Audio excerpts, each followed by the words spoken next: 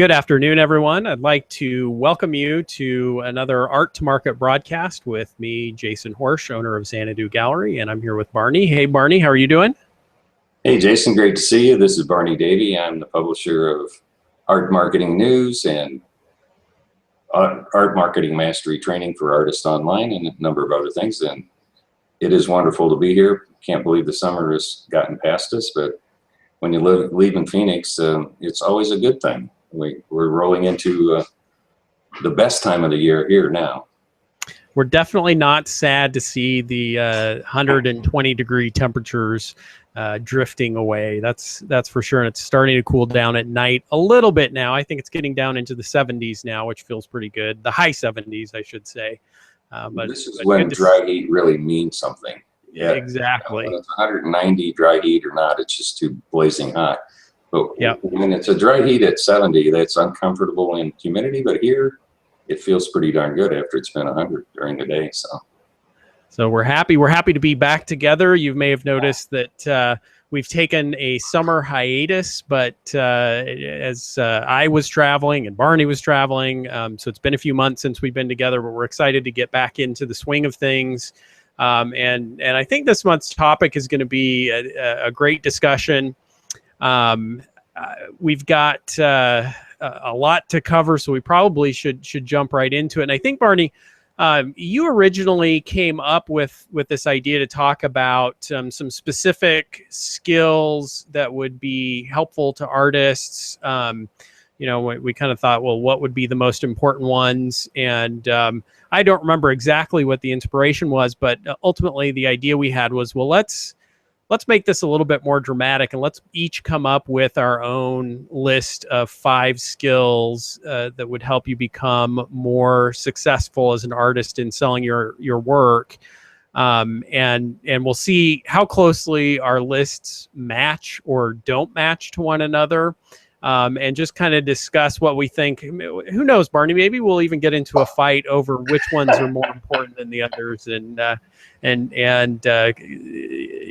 know. Hopefully, we'll leave this as friends, not enemies. So, well, you and I have been doing this for more than 3 years now, and one of the things that we both sometimes think, like, do we have to agree on everything? But we are so like-minded in what we think about how the art market works and how you get your art to market, which is what we named this series, that it's hard to get away from that and have a divergent point of view about things. But and I think we have a lot of experiences that run parallel. So we'll see. And I should mention, for those of you who are watching the broadcast, if you want to throw in your 2 cents worth and agree or disagree with us, you can do that in the Q&A box in the video window, and we'll try and get a little bit of a discussion going here. So should we dive into it, Barney? Let's have at it. Okay, so my idea was let's work our way. I at least somewhat organized my ideas from least important, quote, least important. I think they're all pretty important, but least important to most important. We're going to work our way in kind of countdown fashion from least to most important. So, Barney, if you want to start out, what do you feel would be your 5th most important skill for an artist to cultivate and develop in order to be more effective at selling their work? Okay, I will throw in the caveat that I think these are all important, and not having any one of these will damage your ability to get work sold. That said, my number 5 was listening.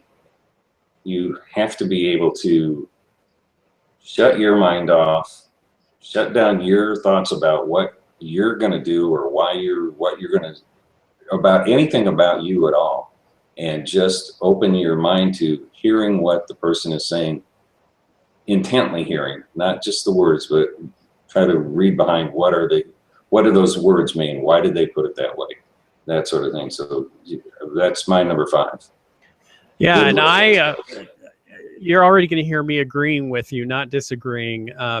I think that is absolutely a critical skill. And I find that when I'm on the gallery floor working with clients, That's what I'm trying to spend most of my time doing. I think a lot of people, a lot of artists think that art salesmanship is all about the pitch, about talking about your art and convincing people to buy. And I think actually what Barney's saying is dead on, that listening is the real skill that you need to develop.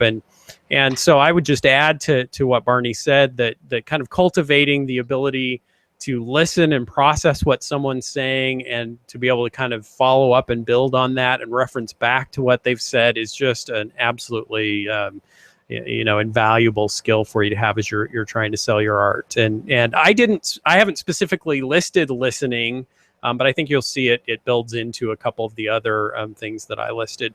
So I'm going to throw up my number 5, and you're going to hear me typing over here because I'm creating a parallel list. You can see it coming up on the screen here because I want us to be able to reference back to this.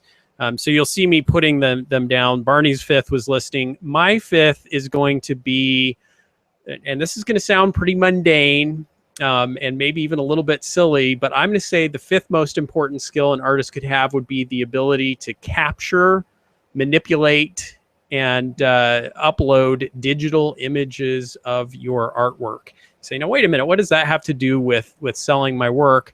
Well, I think it points to what I believe is that we're in a really transformative age right now, where selling really is shifting pretty dramatically, or at least is being supplemented by our activities online, be it through our websites, blogs, social media. And so I would say that an artist who's interested in selling his or her own work, or in working with galleries, that it's absolutely critical that you have a good system in place to get those images of your work to be able to share with people, that you understand the mechanics of working with those images, resolution, compression and emailing and all those things. And if you feel a little bit shaky in that area, it's incumbent on you to get the basics, at least, so that you can move those images around, because those come into play in your follow-up, in your marketing efforts, and certainly in your selling. Well, that's great. I would not have come up with that. I don't disagree, but it was one that was not on my list. All right, so let's go with your number 4. Okay. My number 4 was observing. It goes along with listening. Listening is with your ears. Observing is listening with your eyes. What do you see when you're talking to someone? Artists by nature are observant people. They see, people who are not artists see purple. People who see artists can give you, like Eskimos have got the 500 ways to say snow or something like that. Artists have this vocabulary, visual vocabulary, but when you're selling, it's not a visual vocabulary. It is observing. How does this person stand? Are they confident? Or what are they wearing? Is there something that they're wearing that I can use as a way to segue the conversation in some way? In other words, that's a really cool necklace you're wearing. Or,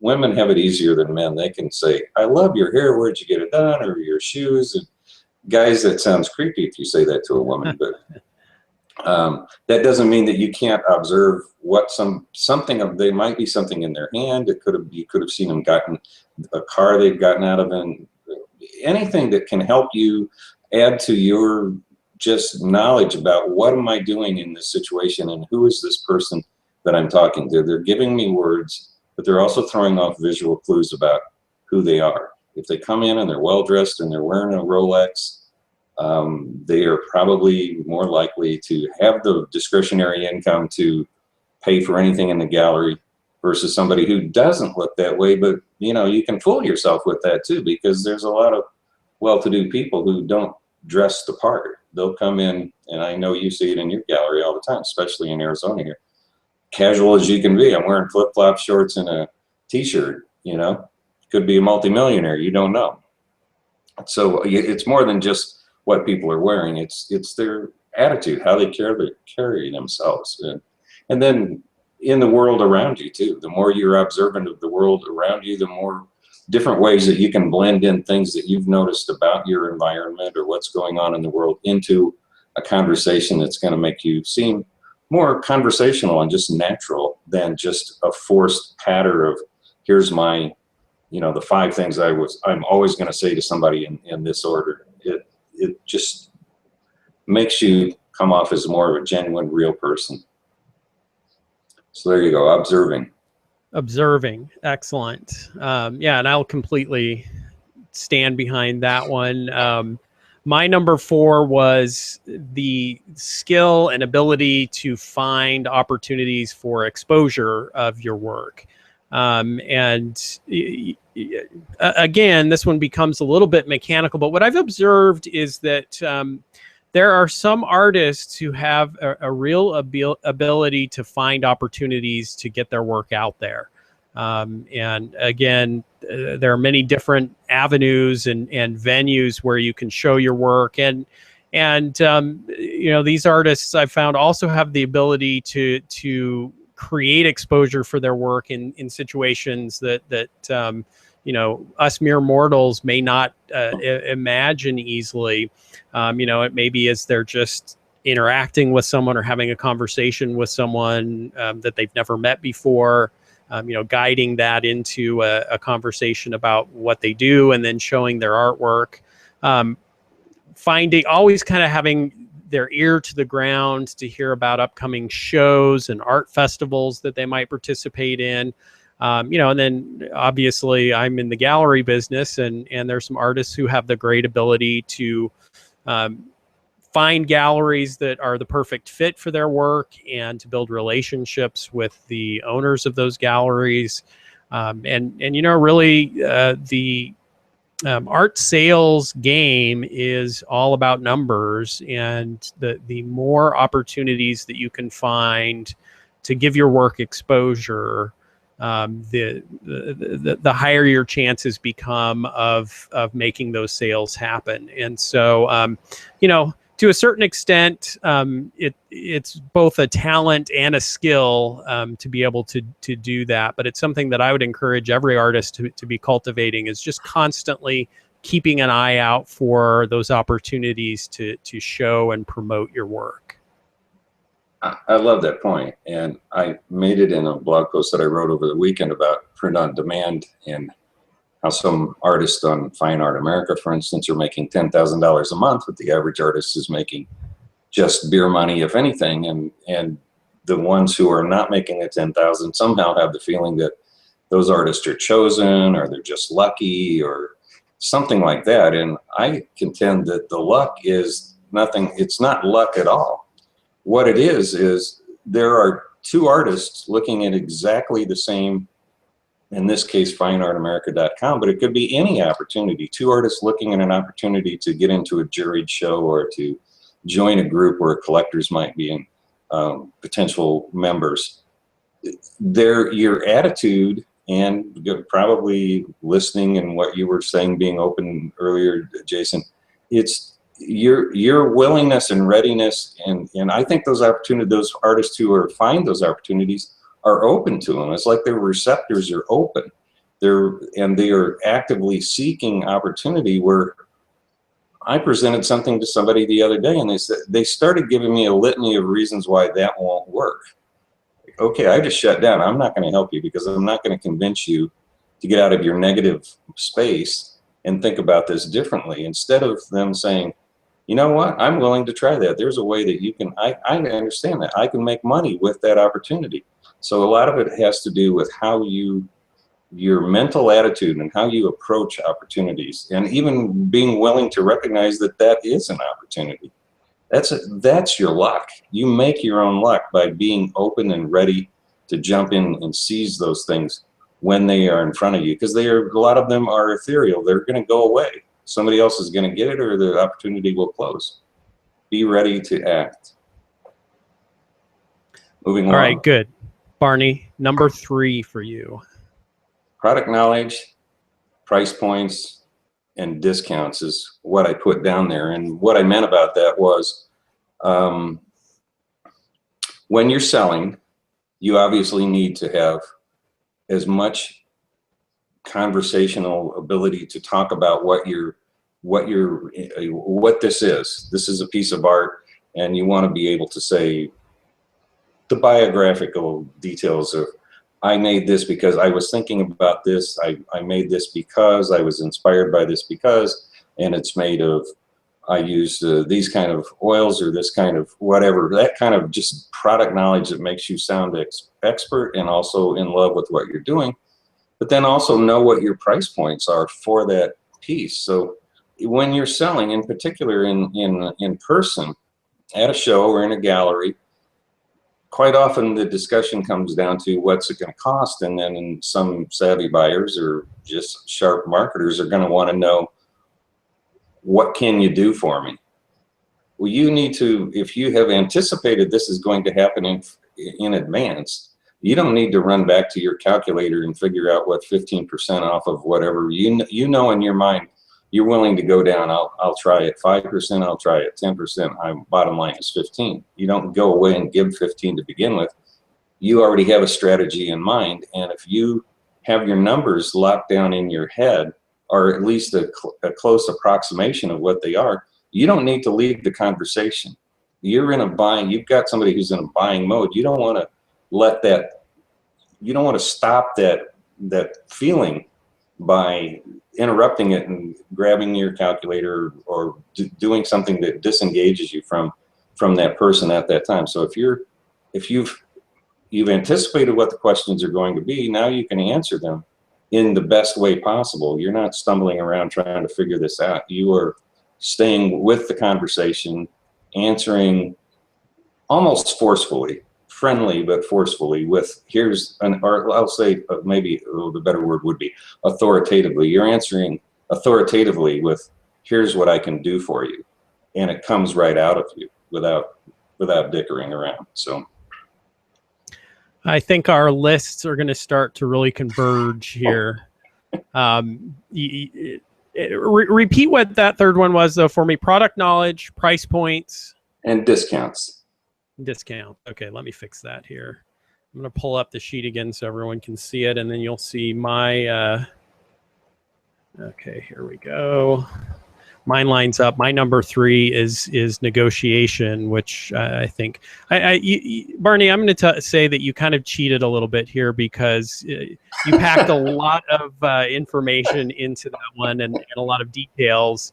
But I completely agree, and I do. Those 3 very much go together. Those are all part of the the process of selling.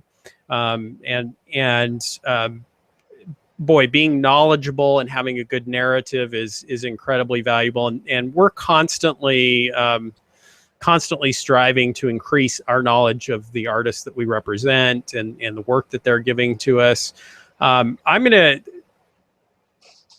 focus on the negotiation part of that, the discount part of that, and this is a tender subject for many artists. Whenever I write a blog post that talks about us having made a sale and this is how we negotiated, or if I explicitly write about the process of negotiation, I can always count on having a kind of firestorm of commentary come back about this question of should we or should we not discount, or should we not negotiate. And I will tell you that I look at discounting and negotiation as a very powerful sales tool, one that can tremendously help in the process of selling and of closing those sales. And I'll tell you that a good number of our sales involve some form of negotiation, and I am 1000% confident that if I didn't have the ability to negotiate, we would not make the sales that we make, a good number of them. I am going to disagree with one point of Barney, so maybe we'll diverge a little bit here. And this is actually just more of a style question of the sales process, but I actually when I am working with a client and the question of pricing and negotiation comes up, I actually like to step away from the client for a few moments and work on the negotiation. Let me tell you a little bit how that process works for us. It involves a little bit of drama, I take this from Zig Ziglar's book. He talks a little bit about the process of negotiation, and I started doing this years and years ago, and it's worked very well for me. And that is that when someone asks if they can have a little bit of room on the pricing, I like to kind of consider what they've said, and then I like to say, let me see what I can do for you, and go back over to the desk. Sometimes I might actually pick up the phone and call the artist to find out what the artist wants to do. Although I'll tell you that's actually pretty rare, because most of the time I already know what latitude I have to work on negotiation for my artists. But then I like to see the client see me over there at the desk, kind of slaving away, working to come up with the very best deal that I can for them. And often it's the case that I know roughly where I need to be. Just as Barney was mentioning, I can do the math in my head and know exactly where we need to be. But I don't mind having the client see me working and calculating on it, and maybe think that this isn't something that we're doing all the time. And then I like to come back and present my offer to the client on paper. And I like to show them what the original price is, and add in all the taxes and all those kinds of things, shipping and delivery or whatever might be involved. And then I like to show them what my offer is and make that offer very simple. And it would take some time to explain the whole process here, but my philosophy about negotiation is that some people, and I would say in fact most people, they don't need you to give them a discount to make the purchase, but they love the process of negotiation and feeling like they got special treatment as a client, and I cater to that. And like I say, I feel like that has really helped our ability to close sales. And so I found that the most successful artists that I work with are the ones who really understand the negotiation process themselves, have worked with a lot of clients, and are very successful at negotiating. Now, what I will say that I do agree with Barney very much is that it's critical that you have an idea of what parameters you're working within. And so with my artists, I have in our consignment agreement, we've already laid out what parameters we have to work within, how much of a discount we might give, and let me just say right away, we're not giving 50 and 60% discounts. Most of them are in the 10 to up to 15% range.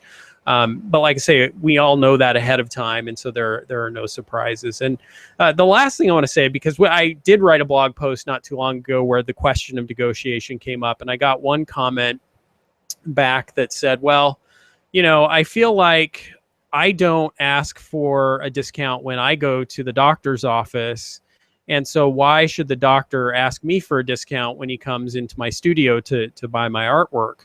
And my response was, wait a minute. You don't ask for a discount when you go to the doctor's office? You're missing a great opportunity to negotiate. And I will tell you that if you ever need to go shopping for a car or buy a service, I'm a great guy to go with, because having stood on this side of the equation of negotiations, I am I won't say ruthless, because I have a lot of fun with it, but I'm a very I would say sharp negotiator, and I've negotiated doctors' fees before, and negotiation is a real part of the business cycle. And I think that if you can learn to negotiate, learn the skills of negotiating, you're going to become more successful. I love that. I'm taking you with me when I buy my next car. I agree with you on negotiation.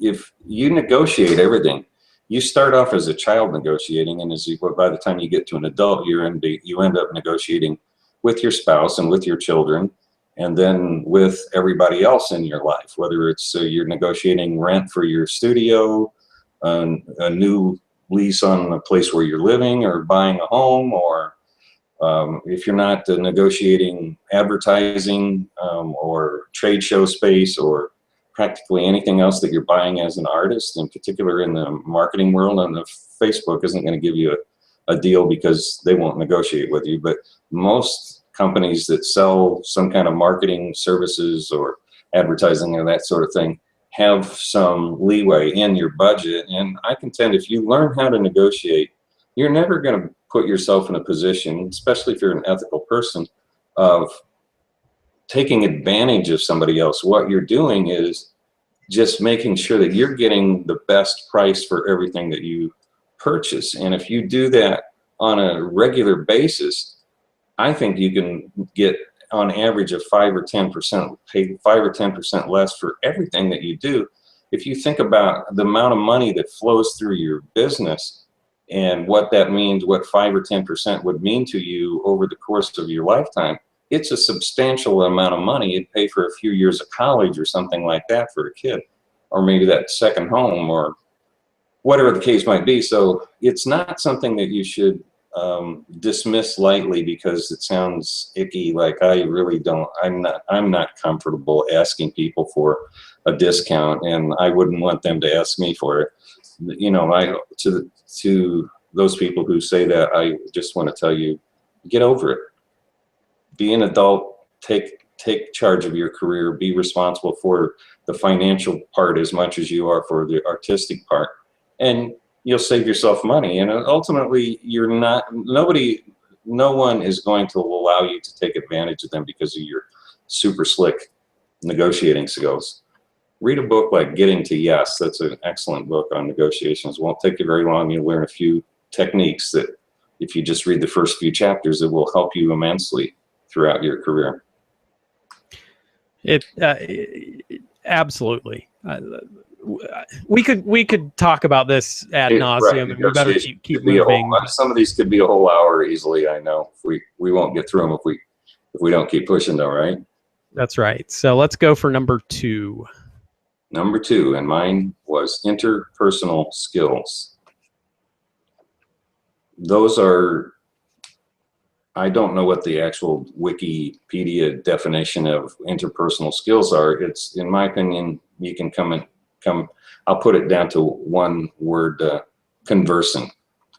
Are you able to carry on a conversation with people easily? The more that you have that ability, the greater, that's what an interpersonal skill is. It's just your ability to relate to people easily, to put them at ease, that they're talking to you and that you're showing genuine interest in what they're saying, and that you can bring up things that are out of the blue, but in some way related to the conversation, or just that add some kind of an interesting flavor to the conversation. So it's not just your typical stifled dinner party conversation, like, what do you do? And I tell you, and you tell me, and or, you know, networking thing. It's the ability to smile at somebody, look them directly in the eye, and notice something about them or something about what's going on in the room or wherever you're at, to just carry on the conversation. It might have something to do with being able to ask the right kind of questions. The easiest thing for me with practicing interpersonal skills is the ability to ask people questions about themselves and get them to talk about them.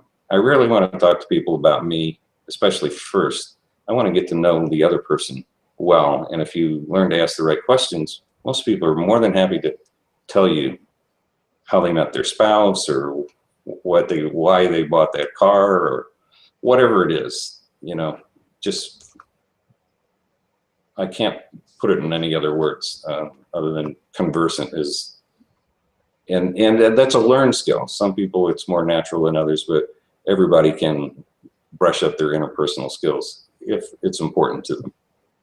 One of my favorite books, and it's been years and years since I read it, but it's the classic How to Win Friends and Influence People. And you know, if you haven't read that book, and it's pretty basic in a lot of ways, and a lot of things that you would think would be common sense.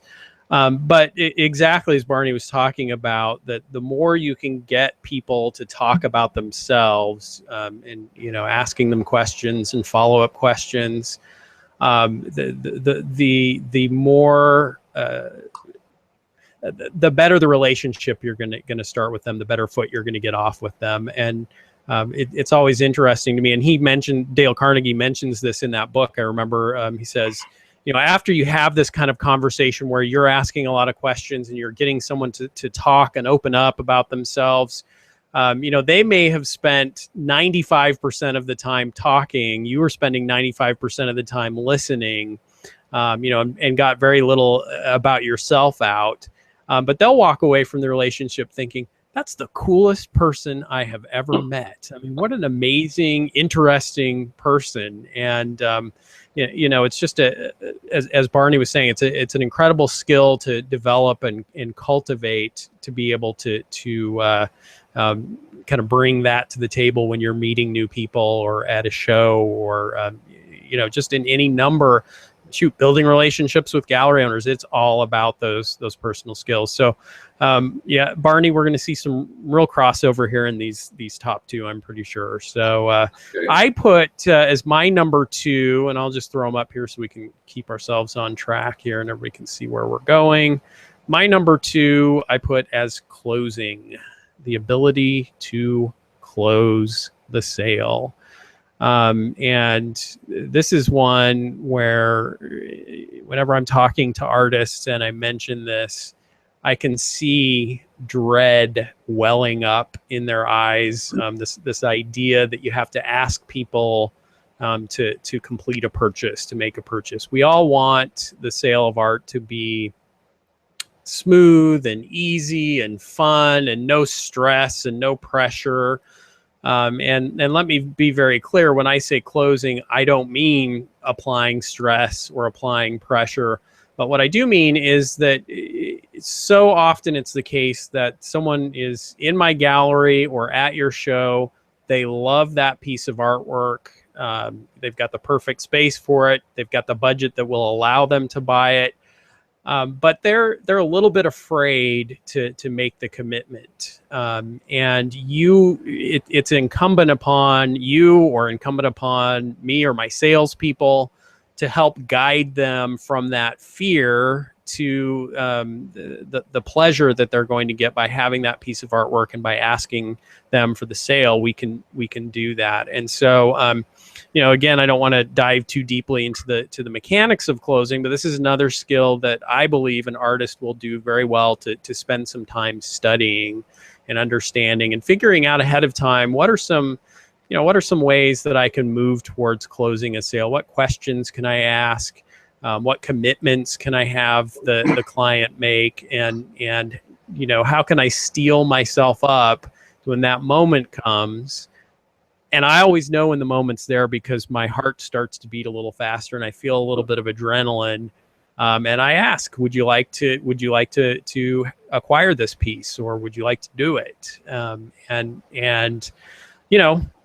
The reason everyone's afraid to ask those questions is because they're afraid of hearing the word no.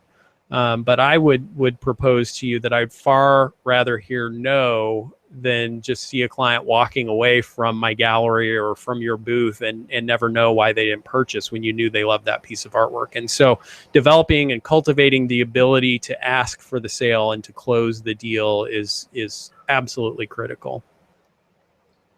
Couldn't agree more. In fact, it's my number 5 is sales and closing techniques. So I thought we'd have more crossover than just one point, but it looks like that's what it's going to come down to.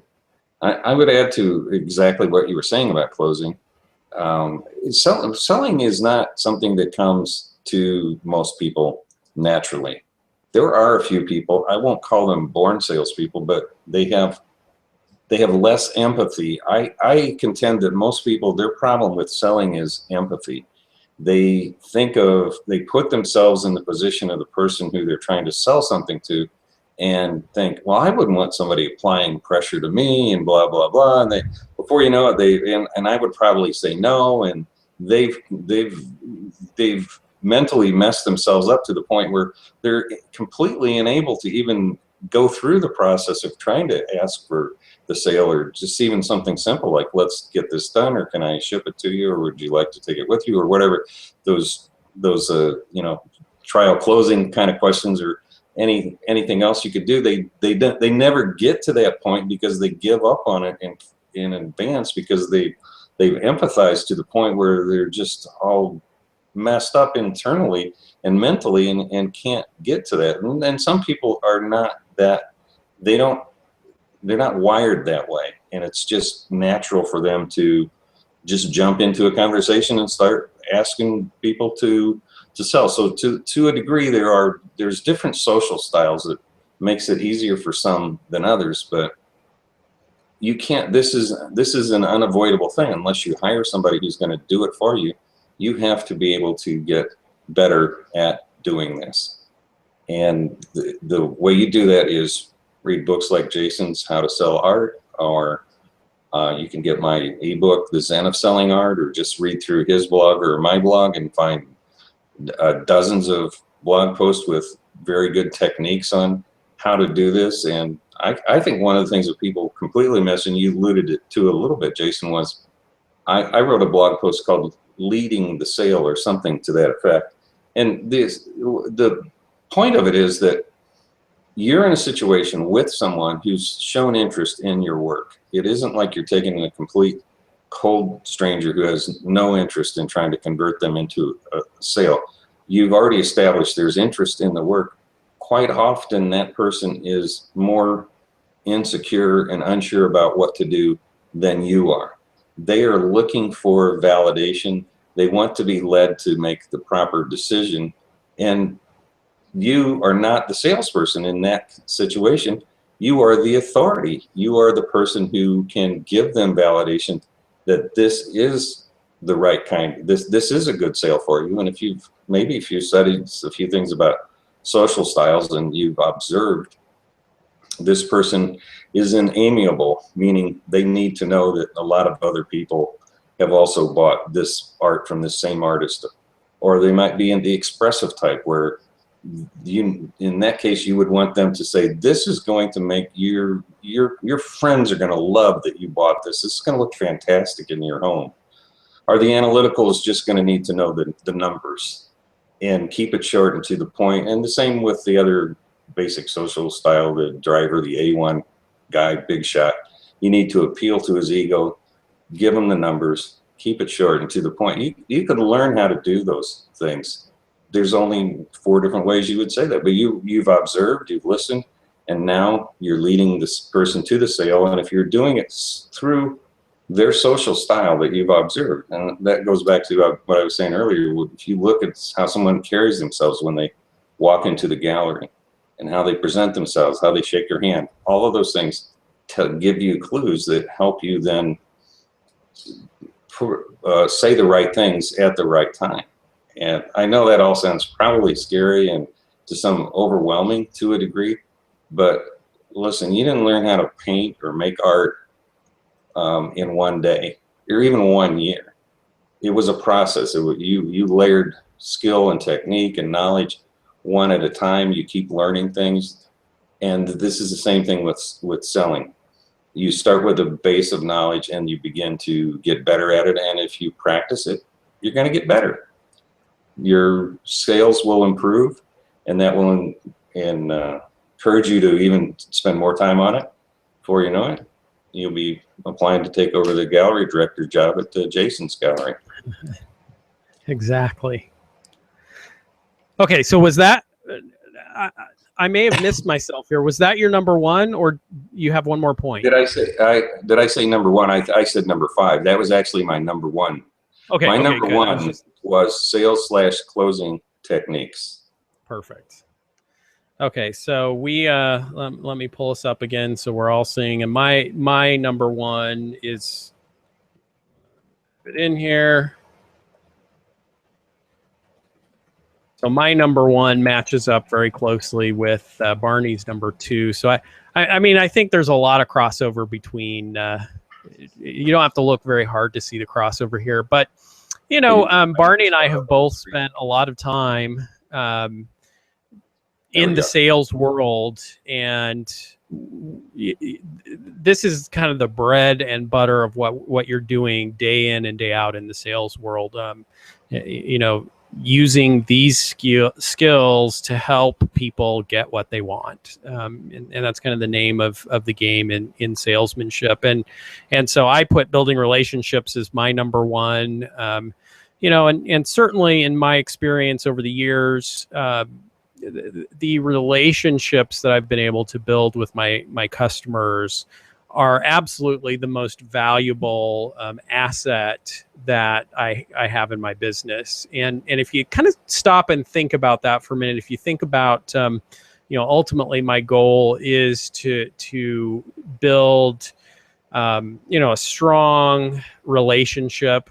I would almost use the word friendship, but it's something maybe even a little bit more than friendship. It's a little bit different kind of a relationship than a friendship. But if my goal is to have that long-term, ongoing relationship with my clients, that means I'm going to be very careful about my interactions with them, and I'm not going to be pressuring them or forcing them or pushing them to do things that they don't want to do. And I'm not going to be taking advantage of them in any way, because I want them to feel like they can trust me. And ultimately, if I've built a good relationship with that foundation of trust with my clients, and if you do the same, those clients will not only come back to you to purchase more in the future, but they're also going to become an advocate for you, and they're going to bring their friends to you. They're going to spread your good name around, and they're going to give you some good karma too. And so kind of having that mentality, how can I be of service to those people that I'm encountering, and what can I do to help them? And sometimes that means that in the short term, I may even do some things that are not in my immediate best interest. I may be helping a client purchase a piece of artwork from another gallery because it better fits their needs or their interests than what I have. But again, in the long term, having done that and built up some goodwill, ultimately I found that always gets paid back in the end. And again, in the end, it's not just about the money and the security that you get from your business, but it's also the satisfaction. And I found that the most satisfying thing in my business is the relationships that I have with my clients and with my artists and with my staff. And so, I believe you'll find the same thing as well. As you focus on building good relationships with your clientele, that will be the most enriching and most rewarding part of the business.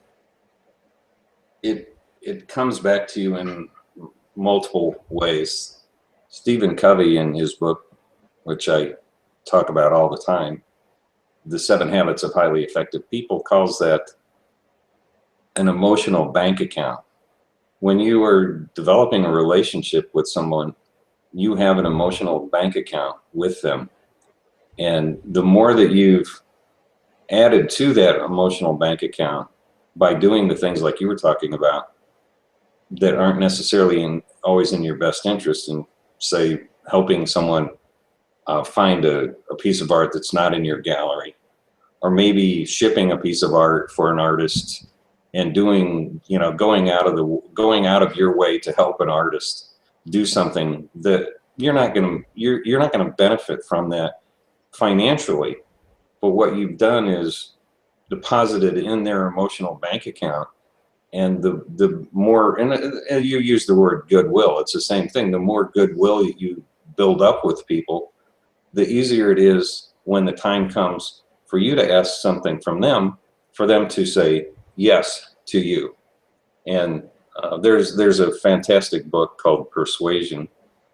And one of the things they talk about in that book is the norm of reciprocity. And that's a fancy way of saying, if you do something for me, I feel obliged to do something for you. And that's true. And they did all kinds of research on this to prove it, although just human nature would tell you, if you go out of your way to do something for someone, they are in effect obliged to you.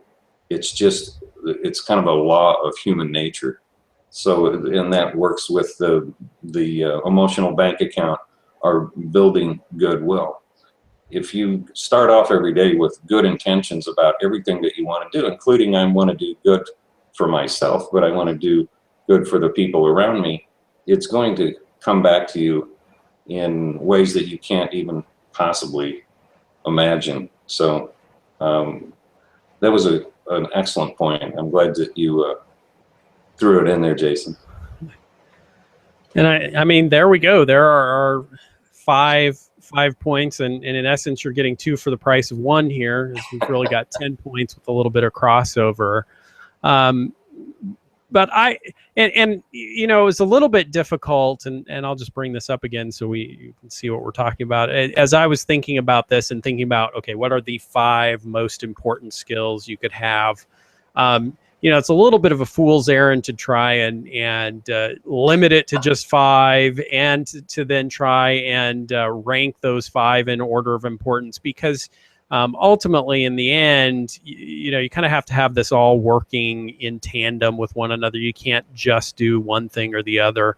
That said, when I'm encouraging artists to improve their salesmanship, I always advise you not to think about the whole enchilada, everything that I have to do to become an amazing top A1 salesperson, because if you do that, you suddenly find yourself paralyzed, and the next time a client walks into your booth, you're tongue-tied, you're sweating, you just can't handle it. And so instead, what I would say is, you know, look at the 10 skills that we've mentioned and think of, okay, I'm going to be focusing on just one of these things right now. I'm going to focus on closing. And at my next show, I'm going to practice closing at least 10 times. I'm going to ask people for the close, and I may or may not do very well at listening, or I may or may not do well at negotiation, but I am going to be focused on closing. You know, and by cultivating and developing those skills one at a time and giving yourself lots of opportunities for practice over time, and it just takes time, you start to become a great salesperson for yourself, or for your spouse, your partner, or if you're in the gallery business, for the artists you represent. You have an advantage as an artist. You have solitary time. Most artists aren't working in tandem or in a cubicle or with a lot of other people around them. They're spending time making their work, which allows you to use that time, if you want, to practice some of these things, because a lot of it has to do with a lot of the courage to be able to do these things comes with the confidence that I know what I'm going to say.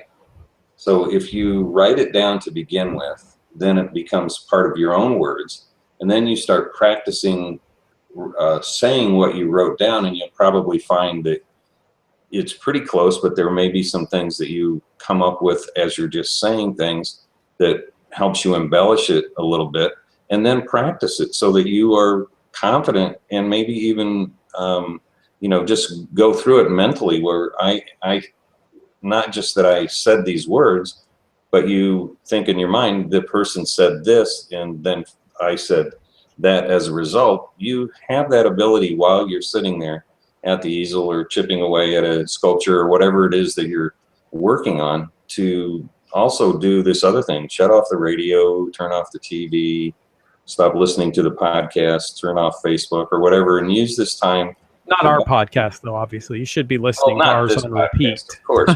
This is, but you know, you have the time to do that, to use your time wisely to help you build these up. I would like to put in a plug here, if it's okay with you, Jason. Sure.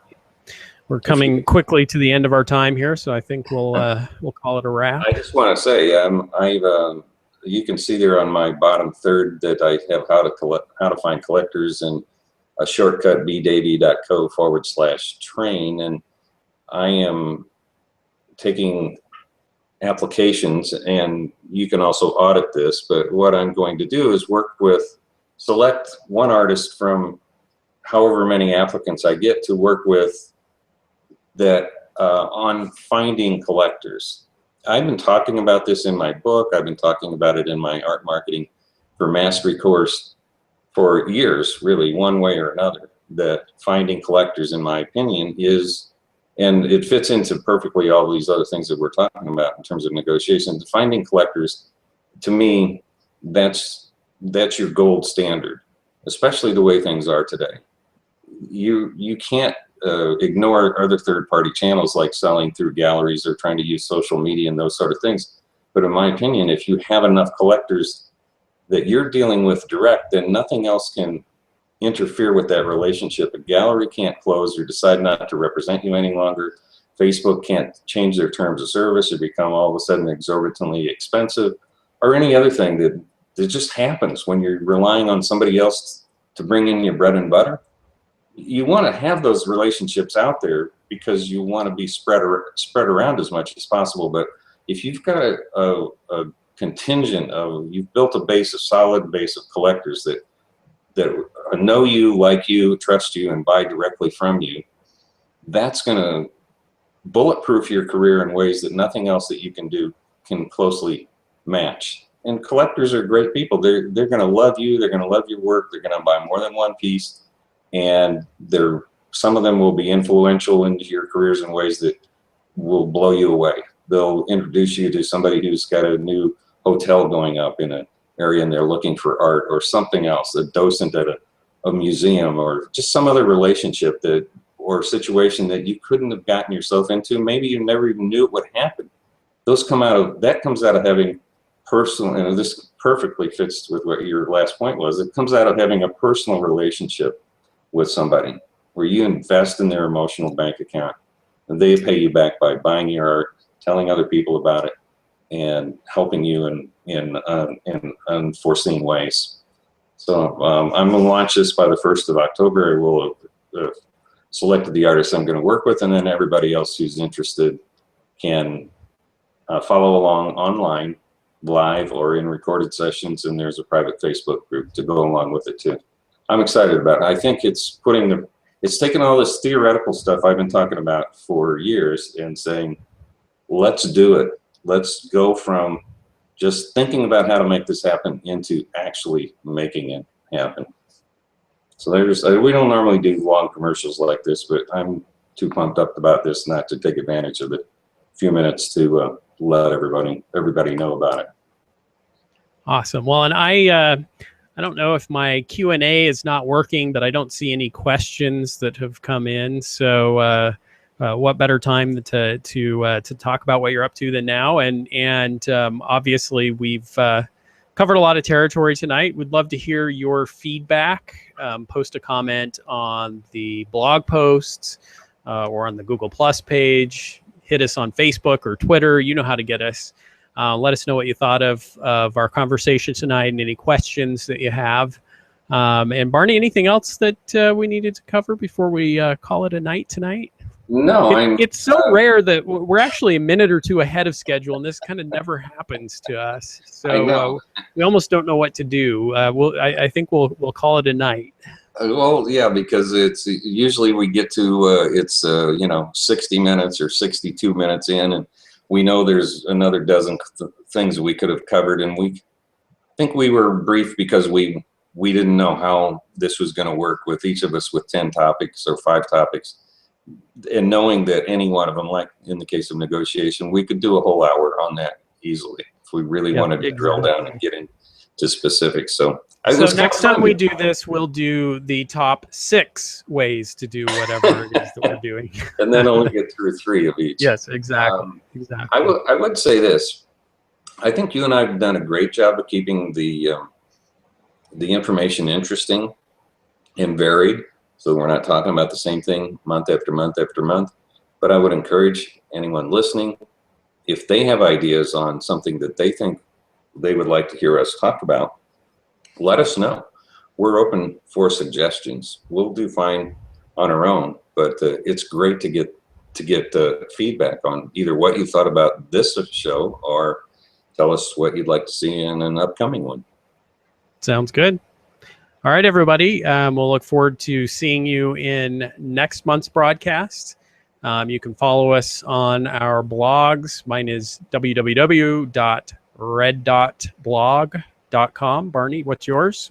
I'm www.artmarketingnews.com. So be sure and sign up for our mailing lists. You can see all of our social media connections on the blogs, and keep in touch with us that way. And we'll look forward to seeing you in the next session, everyone. Take care. Have a great night. All right. Peace out, everyone.